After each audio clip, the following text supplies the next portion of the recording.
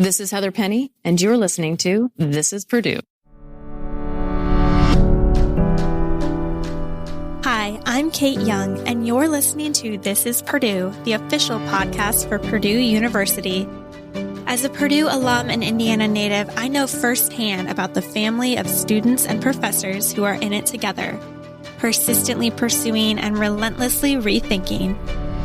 Who are the next game changers, difference makers, ceiling breakers, innovators? Who are these Boilermakers?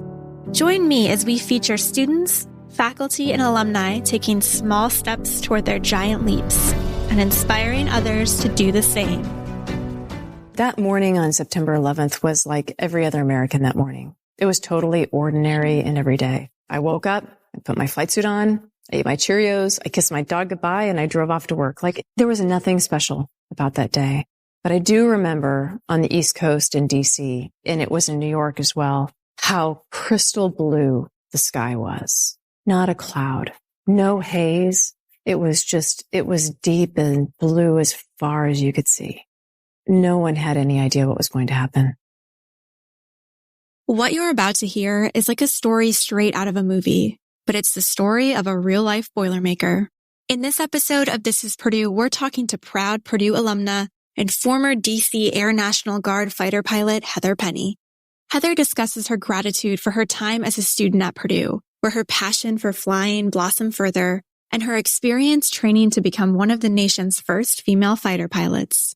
She also shares her incredible story from September 11th, 2001, when she was prepared to make the ultimate sacrifice with her flight lead, Mark Sasseville. You'll hear Heather reflect on the events of that historic day, from being selected to complete the mission to stop the hijacked United Airlines Flight 93, to being grounded after hours of time in the air, to how she feels about that day now, more than 20 years later.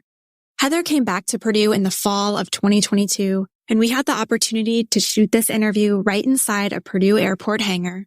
If you're thinking to yourself, wow, that would be really cool to see, you can see it on our podcast YouTube page. Our full video interview with Heather is posted there now. Trust me, you do not want to miss it. You can expect goosebumps from this special episode featuring this brave and relentless Boilermaker. And we are so incredibly proud to release this inspiring episode to kick off Women's History Month. But first, let's start with Heather's journey to Purdue and why she had such a passion for aviation from a young age. Heather, thank you so much for joining us on This is Purdue. We're thrilled to have you here. Oh, I'm so thrilled to be back. I love Purdue. So thank you. This is going to be so much fun. Thank you. Yeah, we're very excited. So tell us about your journey to Purdue. What made you, come here? You're not from this area, right? So how did you find out about Purdue? That's right. No, I'm not a local. As a matter of fact, I was growing up in Nevada and then Colorado and going through the search process. Purdue came up on my horizon because of just the quality of their academics. And they had an airport. Originally, I thought I wanted to go into aerospace engineering. And as you know, Purdue holds one of the premier aerospace engineering departments in the world. It was affordable. It was excellent. And to be honest, I need a little independence from my parents. So that might have, crossing state lines might have been part of that too. Sure. But no, in many ways, some of the decisions we make about our lives and the vectors that they take, they might not seem as monumental as they end up being, but I can't begin to describe how important it was to my life's path that I came to Purdue and how grateful I am that I did. How do you feel being back here on campus? It's wonderful. It's wonderful to see how the campus has grown, how it's evolved, how it's changed, how so many of the things that were really special to me as a student both are enduring as well as changing because the student body is different today than when I went to school. Right. And so I think it's great that Purdue, is continuing to stay relevant to the needs of the students today while still maintaining those touchstones that are really important to all of us. And as I said, are enduring. So when you got to Purdue, did you already kind of have that passion for flight from your dad, or did you develop it at Purdue? Tell us about that. I've been crazy about airplanes ever since I was a little girl. And I think I come by it honestly, right? Because my dad's a pilot, a fighter pilot. And so I grew up around all that, but I'm also a third generation pilot. His father was a pilot, which was partly how, he became enamored with the miracle of flight, the joy of flight. So I grew up around aviation. I grew up around airplanes. I grew up seeing my dad fly. And there was really little more that I wanted to do than to be that, Heather shares more about her experience within the College of Liberal Arts, her Purdue mentors, and her favorite memories as a student. I am so grateful that I went through the College of Liberal Arts because at the time I went and I got an English degree because I had a passion for literature and it was something that I really enjoyed in high school. I wasn't really sure what I wanted to do with that. But what I've discovered is that what we do in the liberal arts, the School of Liberal Arts should be the school of cognitive learning, because what it teaches us to do is how to think about problems, how to decompose and deconstruct issues, how to synthesize, how to recognize patterns, how to, really do that analysis at the qualitative and the quantitative level. Very different than from engineering. Engineering is a specific skill set, very different than the scientific process. What liberal arts teaches all of us, no matter what discipline we're in, are those critical thinking skills that we need to have for the more fuzzy, messier parts of life, which, to be honest, is what most of us do on our daily basis. So I can't imagine a better college to have gone to, better discipline and training to have gone to that could have prepared me for what I'm doing today. And what was one of your favorite memories at Purdue? Do you have any that really stick out or a couple that you want to share? Oh, goodness. All of us that have gone through Purdue, especially having done my bachelor's and my master's here, so many excellent memories.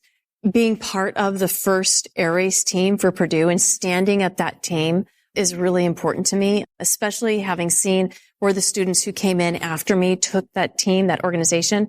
And also the fact that Purdue, the team that I raced on with Crystal Lewis, she was the pilot, that what we did there was the pioneer for all the college teams getting to participate and race within the Air Race Classic. That's especially important to me. I do have to say the faculty is another key piece of my favorite memories. How personal the faculty were. I mean, just how involved they were, not just in my classes, but in my life and helping me find direction, helping me take that next step, providing that kind of encouragement. And we all have developed, enduring relationships and from the friendships that we have here. The other thing that I think is really important that is a special memory from Purdue, and you'll laugh at this, it was my time as a waitress at a diner called Utopia, which is no longer in business. What I did there was I learned a work ethic, that no job is beneath you. And I enjoyed it. And I got to interact with the student body, from all across campus. And so it was part of just being involved with who we are as Purdue that was really important. I always say everyone should be a waitress or a waiter at some point in their life. Yes, exactly right. You learn how to deal with everything. That's right. Yeah. So tell us more about you and Crystal flying in that competition. And I imagine people are still doing it from Purdue today. Oh, yes. Purdue is still racing today and they have an excellent winning record. I mean, I don't know how they placed this year, but I know that they've placed in the top 10 multiple times, and they might even be one of the winningest university teams in the race. But getting to do that with Crystal is really special, certainly because one of the things that Purdue did was they connected us with some of the women Air Force service pilots who were also racing. So they were our mama birds, and we were their baby chicks. And to get the mentor from those women was just incredibly special because of what they had done, how they had served our nation in World War II, and then how they were passing it forward to us. And the chance to be able to go race with Crystal, who she is just fantastic. She is a total professional, very focused, very competitive, but also just a ton of fun. And she has gone on to be very successful in her aviation career as well. So what better place than Purdue to launch us? Absolutely. Do you have any favorite professors as you look back, or any other mentors? You mentioned those women that you flew with, but anyone else that comes to mind? I would say Dick Thompson, Bob Lamb, and Susan Curtis were really key in my development. Dick Thompson really helped turn me into who I could become. He fostered my intellectual curiosity. He encouraged my spunk. I was a little wild. I was a little spunky, but he loved that. He helped me channel that in a really productive way. Susan Curtis and Bob Lamb encouraged me to take my GRE, go into graduate school. And that was a really key stepping stone for me in terms of honing my critical thinking abilities, honing my writing abilities. Then they also really supported me in my move to the Air Force. In 1993, while Heather was getting her master's in American Studies at Purdue, she learned Congress and the Department of Defense had eliminated rules barring women from flying combat aircraft. Later, in 1996, the D.C. Air National Guard invited her and 9 other pilots to interview out of a field of more than 300 applicants. From there, they selected only 2, and one of those 2 was Heather Penney. I asked her more about this time period and what was going through her mind after this historic announcement. So when you were getting your master's here, it came out that women could now be fighter pilots. What were you thinking at that time? What was going through your mind? Yes. At the same time, I was like, am I good enough? I mean, I was in graduate school for liberal arts, failed engineering student. I really loved the math. I was not good enough for the computer sciences. And I just have to just be frank and admit that. But I was liberal arts. Did liberal arts students go off and become fighter pilots? But yes, they do. Yes. And again, I really have to thank Bob Lamb and Susan Curtis and Dick Thompson. They all were incredibly supportive. I don't think that was the path that they had planned for me, but they knew that that had always been a passion for me, and their support helped me make that pivot. Heather went on to train to become one of the first American women to fly the F-16, and her training class's only woman. So what was that experience like for Heather? Everyone's competing against each other. Sure. At the same time, we're also working to support each other. We have a term called cooperate and graduate, and that's not about cheating. That's about supporting each other through the process. That's studying together. That's being encouraging and supporting of each other, noticing when someone's struggling and, hey, what can I do to help you out?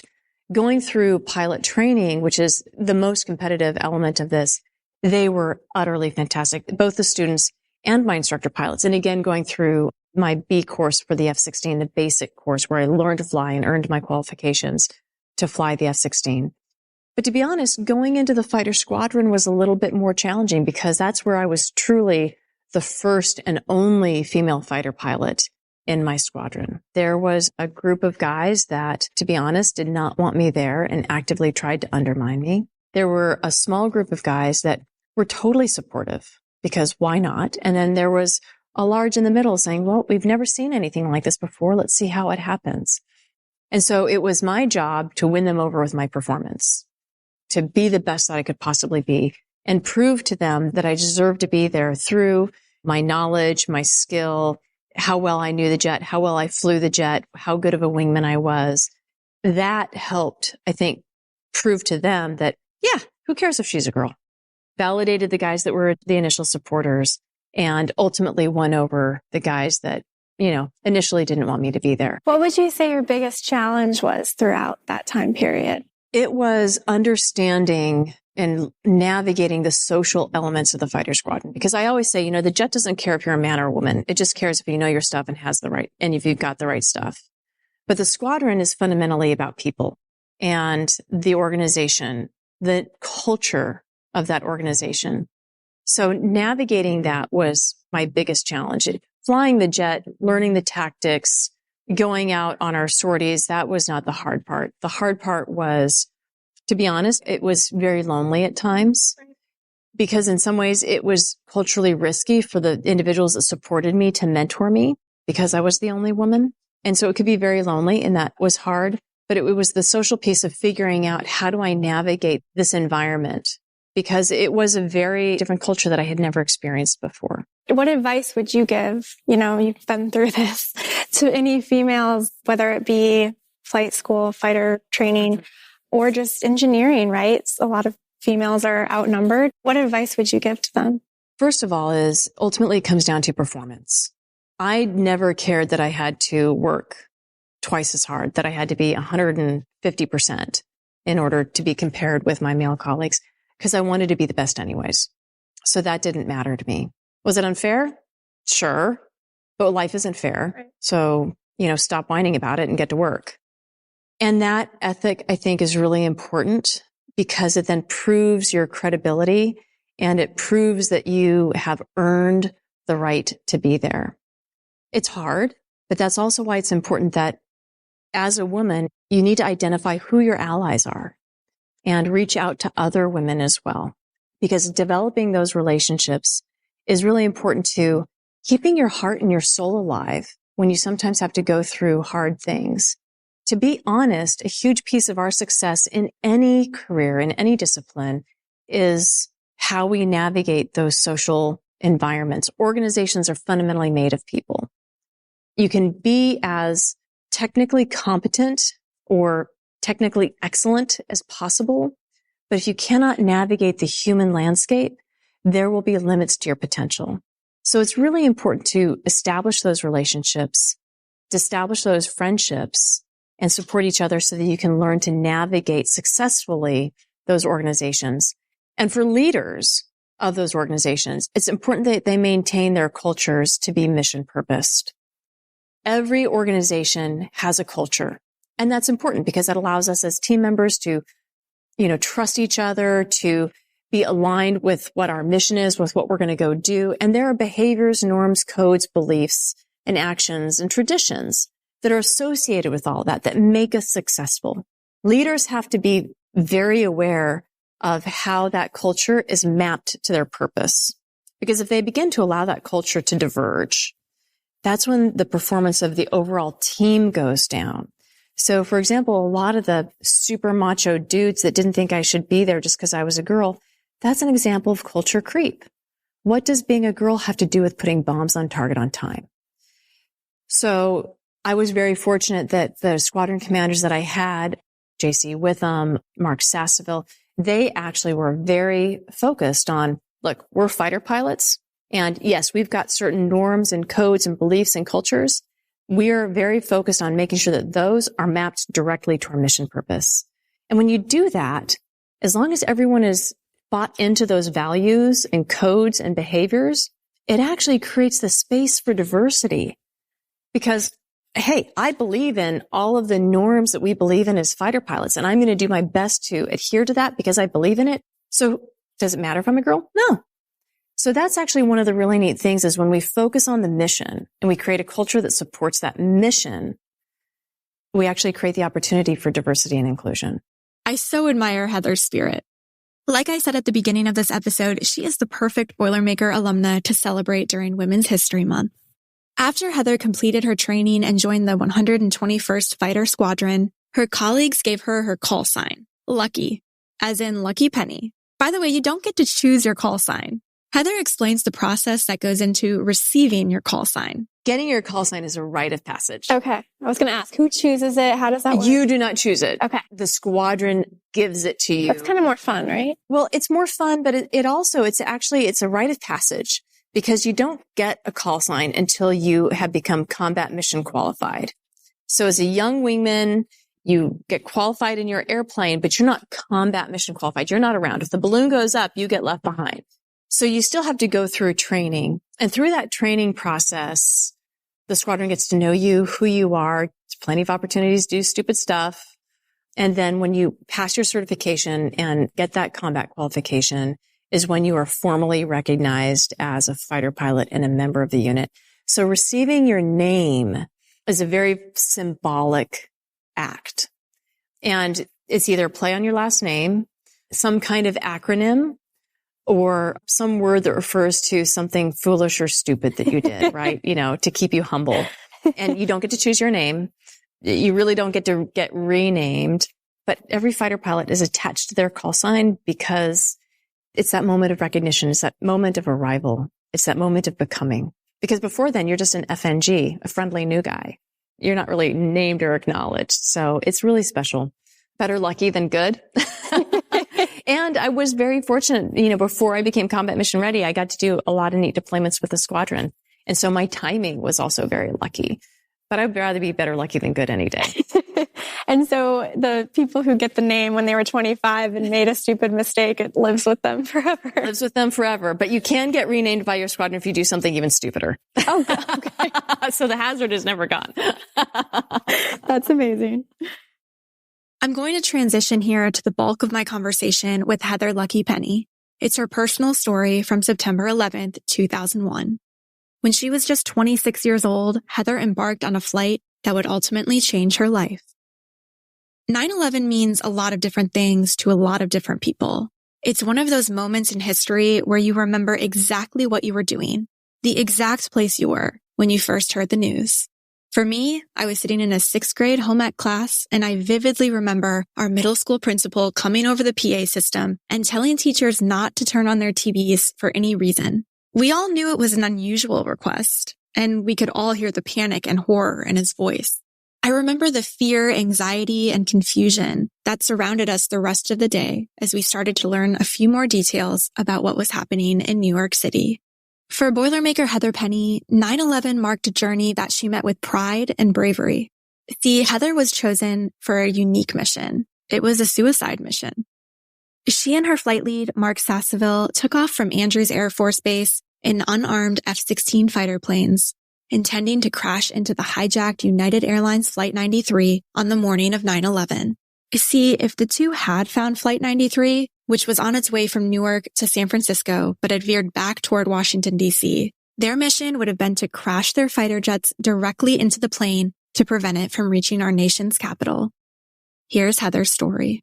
That morning on September 11th was like every other American that morning. It was totally ordinary and everyday.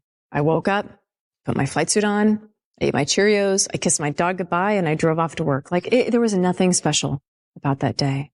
But I do remember on the East Coast in DC, and it was in New York as well, how crystal blue the sky was. Not a cloud, no haze. It was deep and blue as far as you could see. No idea what was about to happen. No one had any idea what was going to happen. Tell me about when you got that call. What were you feeling? How did that obviously change your life? We were in a scheduling meeting. I was not scheduled to fly that day, although I desperately hoped that I would have because I loved flying. I was a young wingman and my job to fly. But I'm in a scheduling meeting.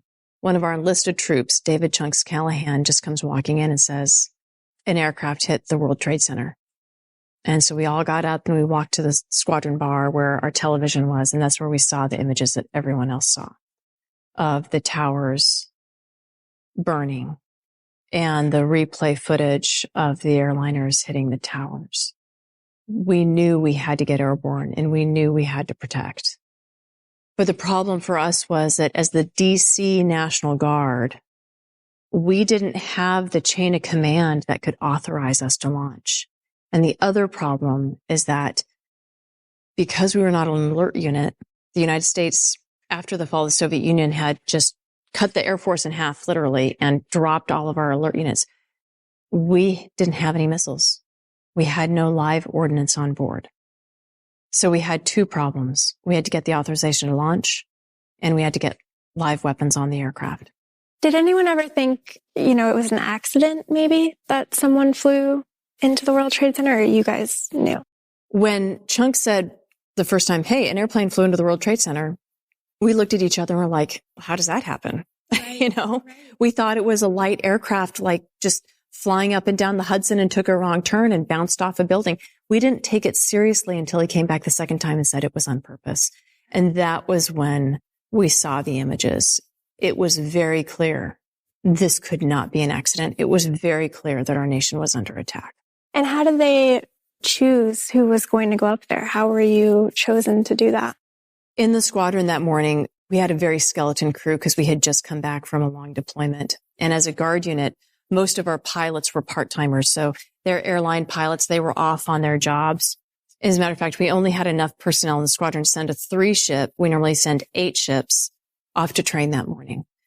Mark Sasseville was our director of operations. He was our senior leadership within the squadron that morning. And he was not going to let anyone else lead that mission because when the call came, we knew it was going to be a suicide mission if we were successful. And he has a gorgeous wife and wonderful, adorable children, but he was not going to lead from behind. I would love to think that he picked me because I was a good wingman, but I think honestly, he probably picked me because I had no family. I didn't have a spouse. I didn't have any children. All I had was my dog. And so I think that was why he chose me, because he told Raisin, Dan Kane, and Brandon Rasmussen, his call sign was Igor, and they both had families. They were to wait until they had missiles on board. I believe that's why SAS selected me. How did you feel when he selected you? What was going through your mind? I did not want to get left behind. None of us did.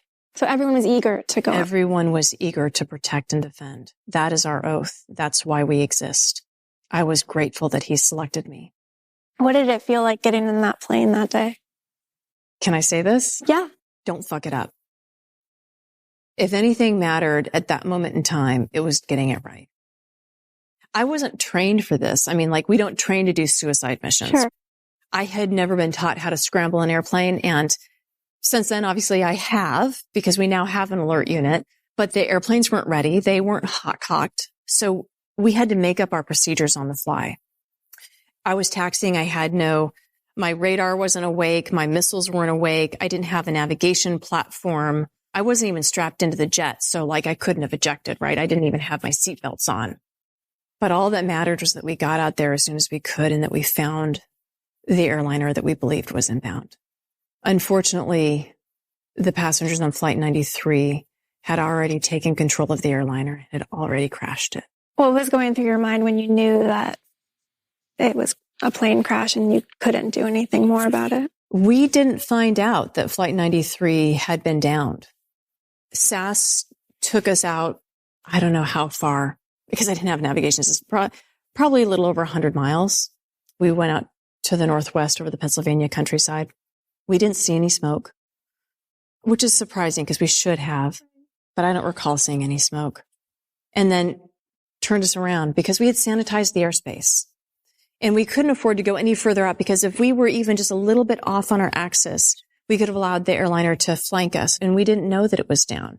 So once we had sanitized the airspace from the direction that we believed the airliner was coming from, SAS took us back to DC to fly the Combat Air Patrol. And then we set up a Combat Air Patrol with a counter-rotating cap, centered over Reagan National. And then the quits from Langley, some F-16s who were flying alert from Langley, showed up. They capped up at 18,000 feet and they had missiles. So then my anxiety started to go down. And then Igor and Raisin got airborne. And so then we switched up the cap from there. Potomac approach was phenomenal. This is just an amazing story of how ordinary people rise to extraordinary circumstances. Stealing that quote from Admiral Halsey, Bull Halsey from World War II. Potomac approaches air traffic control, and their normal job is to separate airliners and put them all on little highways to take them down for a safe landing. And now here SAS and Raisin are asking air traffic control to bring aircraft together and start talking fighter pilot language and using military speak. And they pivoted and did that immediately. They were so mentally agile. And then they started calling out tracks and telling us who they were and where they were going. So they helped make sense of what was a confusing airspace. And they were just utterly fantastic. So how people pitched in and began to make it all work, even though none of it was planned, it was all ad hoc, but people just did what needed to be done. How did you feel when you finally landed or on the ground again? I really had to pee. We'd been up. How many hours? I think like 4. Oh, wow. Because we tanked. Okay. And we were waiting until they had more missiles to put on the second loaded jets for us to take up.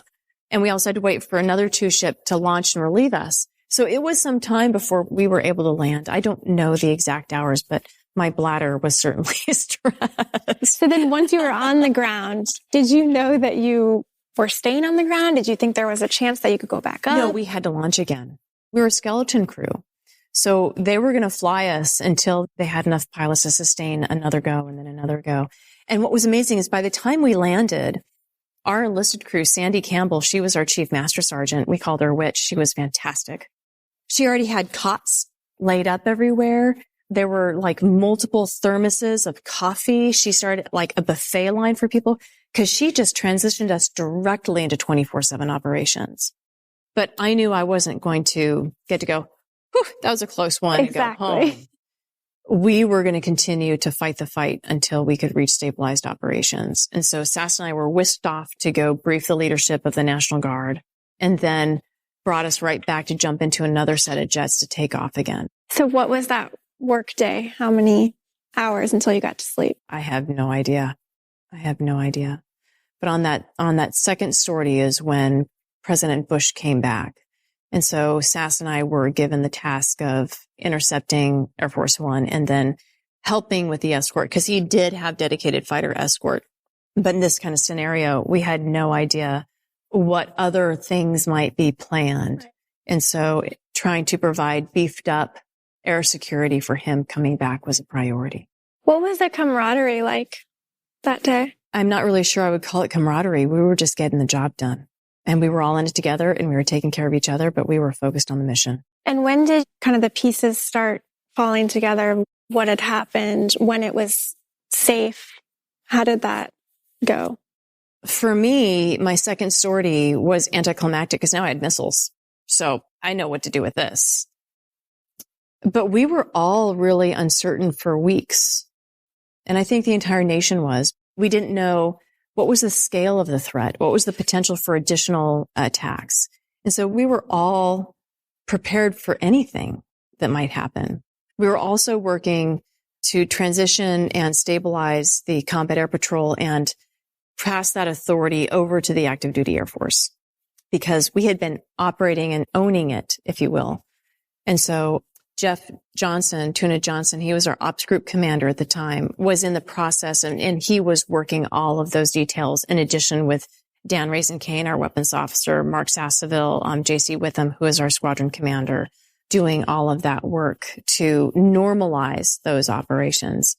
But for us, for all of us normal guys in the squadron, we just moved into 24/7 combat air patrol operations. So my life was midnight to 4 a.m. was my time in the sky. And I did that for nearly a year. We talked about your dad earlier. So he was a commercial airline pilot at this time. Yeah. So he could have been in that plane that you went up and were targeting, right? There could have been a possibility that my dad was flying the United Airlines flight that we were targeted against. As a matter of fact, one of his close friends and colleagues, Jason Dahl, was the captain on Flight 93 that my dad had worked with when he was in the United Training Center. But to be honest, I didn't put that together that day. Certainly, I was thinking about other things. My mom was the one who began to see, like, that could have been. It never crossed my mind at the time. And honestly, even if it had, it would not have made a difference. You had a job to do. Yes. And my dad, as an airman, an Air Force officer, he would have expected nothing less. Walk us through how you decided to come out with this story, because you kept it private for, 10 years? I didn't talk about that day for 10 years because I didn't do anything. Miss Sass and I were a mission failure. There was nothing special about us. On the 10th commemoration, the National Guard Bureau asked Mark Sasseville to talk about the DC Guard's response. And he asked me to tell my side of the story with him as his wingman, right? I mean, Sass is the real star of that flight, right? He's the flight lead. He's the guy that actually knows what's going on. I'm a green wingman. I'm a young guy. I'm following him. And that's when I began to tell the story and really began to reckon with what that day meant, what it meant to me, and I think what it means for our nation. Had you two ever talked about it together prior to that, or it was just kind of, No. Wow. We never talked about it because things got busy. We had combat air patrols to do. We had a war to go off to. We had another deployment and things just got busy and it wasn't special. You know, here's the other thing too. Yes, Sass and I were prepared to go off on a suicide mission, but anyone would have been willing to do the same thing. And in reality, the passengers on Flight 93 did. They were just ordinary, everyday Americans. They had not raised their hands and sworn an oath of service like Sass and I had. So I don't think Sass and I view what we were willing to do as special. We just happened to be in the wrong place at the wrong time or the right place at the right time, however you want to look at it. So there was nothing to talk about. How does it feel talking about it now? Is it therapeutic? Is it hard for you? It is always emotional for me, and not because of me or what coulda, woulda, shouldas. I do experience deep regret, not survivor's remorse, but deep regret that our organizational structure and the chain of command and the preparation of our country, that we were so complacent that we were ill prepared and placed the passengers of 93 in a position where they had to make the choices that they did. But I am also intensely grateful and inspired by the fact that they did, because it shows me that our American spirit is not dead and that we still understand that there are things in this world that are more important than us. And so when I think about that day, it's not cathartic. It's not traumatic. But what's important to me is that the images are sensational. They're horrifying, but we shouldn't live there, because the real lesson of 9/11 should be in all the acts of heroism, no matter how small, of how people rose to the occasion and did what needed to be done and took care of each other. Their spirit lives on in each and every one. And that should be our real legacy. So it's important that we don't just voyeuristically sit in that sensational, self-righteous trauma, but that we turn it into something that can truly honor their sacrifice. I'm sure after hearing this, it wouldn't surprise you that our entire podcast team was in absolute awe of Heather and her story. It was so silent in that airport hangar, you could hear a pin drop. We were all mesmerized by her courage, her persistence, her humanity. And speaking of that persistence, I wanted to know if Heather ever felt nervous or worried to fly after that historic day. Did anything that happened on 9/11 prevent her from getting back out there and heading right back up into those skies to protect our country? No, I flew a second sortie that day, and I went out the next day and next day and next day and continued to fly. There's something about flight to me that is so transformative. It's so freeing. It's so joyful. It's so challenging. I mean, I truly think that flying forces us to be the best of who we are. No flight is ever the same. No flight is ever perfect. Every flight forces us to strive, to hold ourselves accountable, to try harder, to grow. And yet at the same time is totally transformative. And I've flown all over the country. One of the things in a small airplane at low altitude. And so I get to see the heartland as I fly over it, or the mountains. And it helps me feel connected to America in a different way. And there's so much just sheer joy to me in flying. I could never give it up. How often do you fly today with your 3 planes? As much as I can. I fly mostly vintage aircraft. So we have a World War II Stearman. It's a open cockpit biplane that was a trainer for World War II pilots, so the greatest generation. And we actually know that our particular aircraft flew at Sweetwater, Texas at Avenger Field with the Women Air Force Service pilots. And we discovered this after we bought the aircraft. So there's a really neat connection there for me between the WASP and my own service. We have a Cessna 170 from 1950. And so that's a little, that's a small tail dragger as well. And then we also have a Booker Jungmann, which is actually a Luftwaffe trainer. The design is similar to the time frame of the Stearman. And it's a little open cockpit biplane as well. Very, very aerobatic, very nimble, a ton of fun to fly. And so it's interesting to see the different philosophies of design between America and Germany at the time, although Booker was a Dutch company, between how they thought what a primary trainer should look like. So those are the 3 aircraft we have. And so Heather continues to fly again and again and again.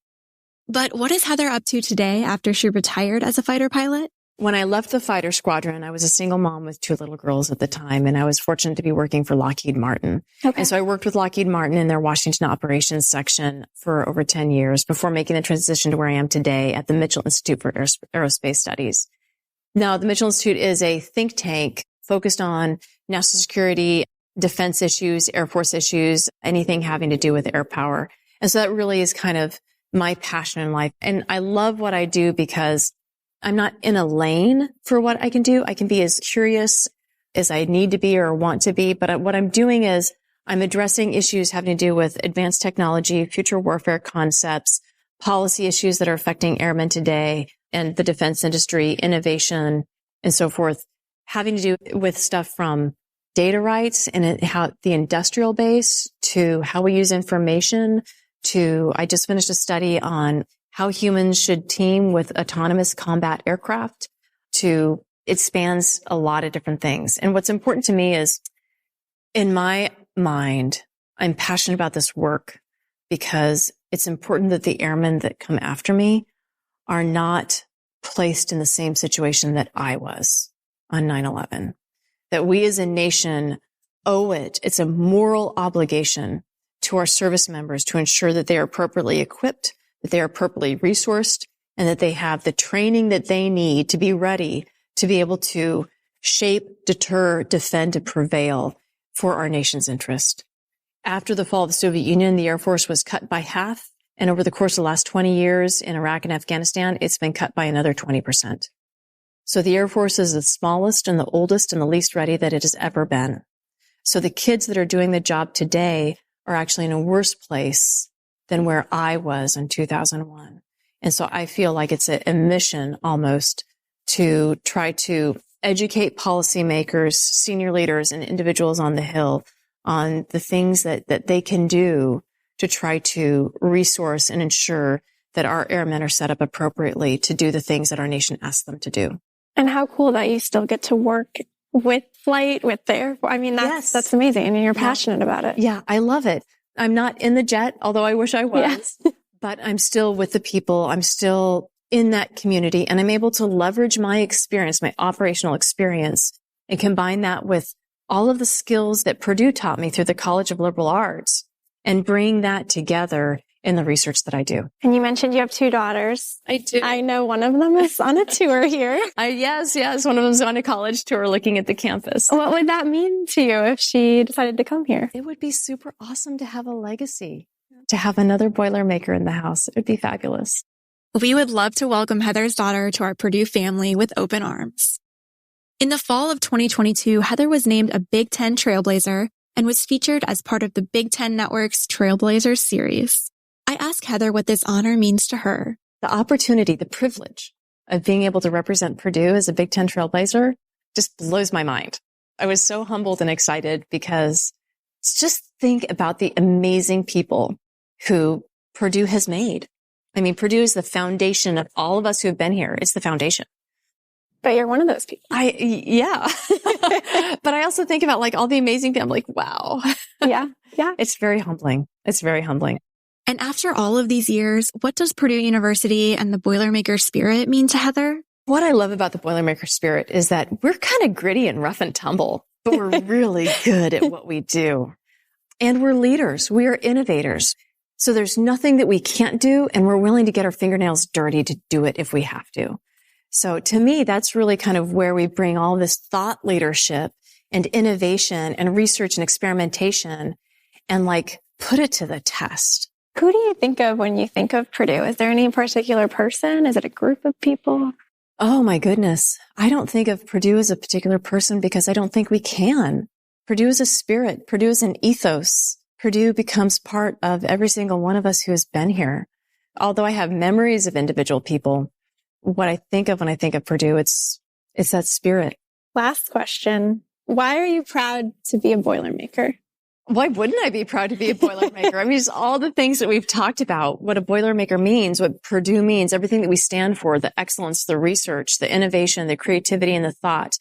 Also, like if you look at just how Purdue is trying to make education affordable to the broader population and keeping the costs down, that to me is an important piece of the legacy as well as just that pragmatic view of how we can take education, make it available and accessible to people so that they can grow in their own lives and their own future. So there's so much about Purdue that is meaningful to me, not just because of the legacy and the heritage that we've come from, but what they've done since I've graduated and the direction that Purdue is going. So it's exciting to be able to call this my alma mater and exciting to be here being honored by Purdue, by the College of Liberal Arts as a distinguished alumna, and exciting to see where the university is going. It's like you go out and you meet these kids and you go, man, they're going to go do great things for this world. Yes, we have some of them here right now as our lovely interns. Hey! Is there anything else that you want to share with our listeners? Boiler up. Perfect ending. Well, thank you. We appreciate it. That was awesome. Oh, thank you. This has really been an honor. Thank you so much. Why wouldn't I be proud to be a Boilermaker? One of the best answers we've heard yet. We can't thank Heather enough for taking the time to sit down with our This Is Purdue team. We were also honored to have Heather's dad, John Penney, with us that day. John was an Air Force colonel and former United Airlines pilot. You truly do not want to miss out on watching this airport hangar interview experience with Heather. Head over to our new podcast YouTube page, youtube.com/@ThisIsPurdue to see the full interview. You can also check out our shorter promo videos and a lot more with Heather Penney. And remember, follow us on your favorite podcast platform to never miss an episode. This is Purdue is hosted and written by me, Kate Young. Our podcast video lead is Ted Schellenberger in collaboration with John Garcia and Thad Boone. For Heather's episode, we also had additional assistance from Lars Petersdorf, Michael Robb, Pablo Vila, Carly Eastman, Kirsten Borst, and Sophie Ritz. Heather Penney's feature article on our Persistent Pursuit website was written by David Ching. Our podcast social media marketing is led by Ashley Schroyer. Our lead podcast photographer is John Underwood. Our podcast design is led by Caitlin Freeville. Our podcast team project manager is Emily Jesselaitis.